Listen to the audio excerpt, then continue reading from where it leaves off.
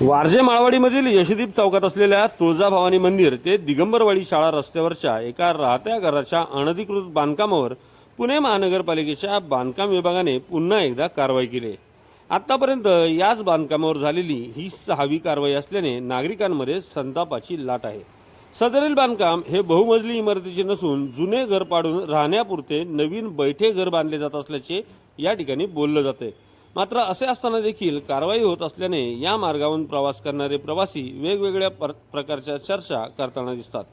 तर त्याचवेळी अतुलनगर आणि रुनवाल सोसायटीच्या मागे असलेल्या गजानन महाराज मंदिराजवळ एका 4 मजली इमारतीवर देखील बांधकाम विभागाने कारवाई केली आहे।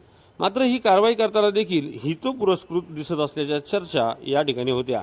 एवढी 4 मजली अनधिकृत इमारत होत असताना ती अधिकाऱ्यांना दिसली नाही का? फुटिंग लेवलमध्ये असताना अशी बांधकामे रोखली का जात नाहीत? कष्टाच्या पैशाचा एक रुपया जमून प्रसंगी कर्ज काढून बांधकामे पूर्णत्वाकडे गेल्यावर कारवाई का केली जाते? एवढे दिवस बांधकाम विभाग काय करत असतो? असे एक ना अनेक प्रश्न या निमित्ताने उपस्थित केले गेले आहेत। त्यामुळे पुणे महानगरपालिकेच्या या बांधकाम कारवाईवर प्रश्नचिन्ह उपस्थित केले गेले आहे।